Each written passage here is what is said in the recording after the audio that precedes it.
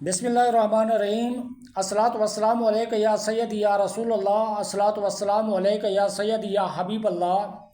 لا تعداد درود و سلام ہمارے پیارے آقا حضرت محمد مصطفیٰ صلی اللہ علیہ وآلہ وسلم اور آپ کی آل پر۔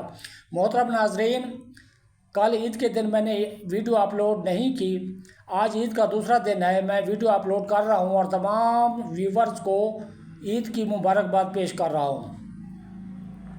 محترم ناظرین و سامعین، آج میں شیوایہ کے متعلق آپ کو انفارمیشن دے رہا ہوں۔ شیوایہ یا فاہم بھونے ہوئے گوشت کو کہتے ہیں اور شیوایہ بھی بھونا ہوا گوشت ہے۔ حضرت ابراہیم علیہ السلام کی مہمان نوازی کا تذکرہ اللہ تعالیٰ نے قرآن پاک میں کرتے ہوئے فرمایا ہے،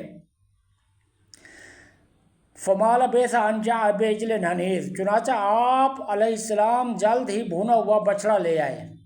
یہ ایک واقعہ ہے، قرآن پاک میں موجود ہے، آپ بھی اسے پڑھ سکتے ہیں۔ حضرت ابراہیم علیہ السلام کی طرف دو مہمان آئے۔ وہ مہمان حقیقتاً تو وہ دو ملائکہ تھے۔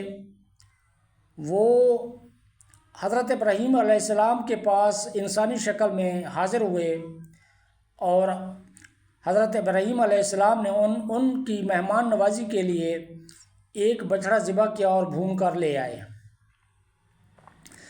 یہ تذکرہ قرآن پاک میں اللہ تعالیٰ نے فرمایا ہے۔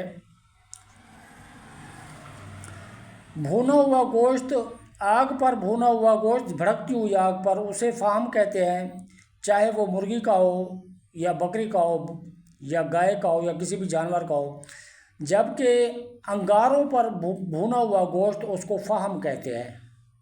یہ عربی کا لفظ ہے فاہم، اردو میں بھونا ہوا گوشت کہتے ہیں۔ سید ام سلمہ رضی اللہ عنہ سے روایت ہے کہ انہوں نے پہلو کا بھونا ہوا گوشت رسول اللہ صلی اللہ علیہ وآلہ وسلم کی خدمت میں پیش کیا۔ آپ صلی اللہ علیہ وآلہ وسلم اس سے کچھ کھایا، پھر نماز کے لیے اٹھ گئے اور وضو نہیں کیا۔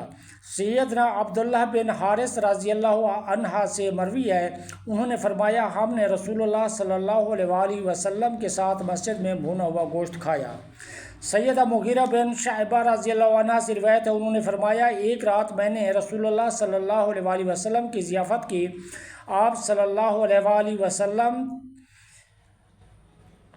کے حکم پر پہلو کا گوشت بھونا گیا۔ آپ صلی اللہ علیہ وآلہ وسلم نے چھری تھامی اور اس میں سے ٹکڑے کاٹ کاٹ کر مجھے مرحمت فرمانے لگے۔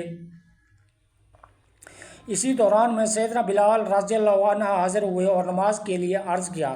آپ صلی اللہ علیہ وآلہ وسلم نے چھری رکھ دی اور فرمایا، اللہ تمہارا بھلا کرے، تم بھی کیا خوب وقت پر آئے ہو۔ بھیڑ کے بچے کا بھونا ہوا گوشت سب سے زیادہ مفید ہوتا ہے، اس کے بعد کم عمر موٹے تازے بچڑے کا بھونا ہوا گوشت۔ بچڑے کا بھونا ہوا گوشت مزاجاً گرم تر اور قدرے خشکی میل ہوتا ہے، اس سے صداع یا زیادہ پیدا ہوتا ہے۔ یہ طاقتور ہوتا ہے اور جسمانی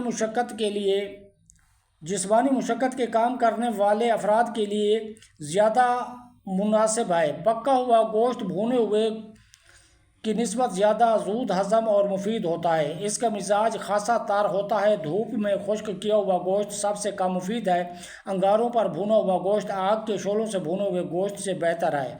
اسے بھی حنیذ ہی کہتے ہیں۔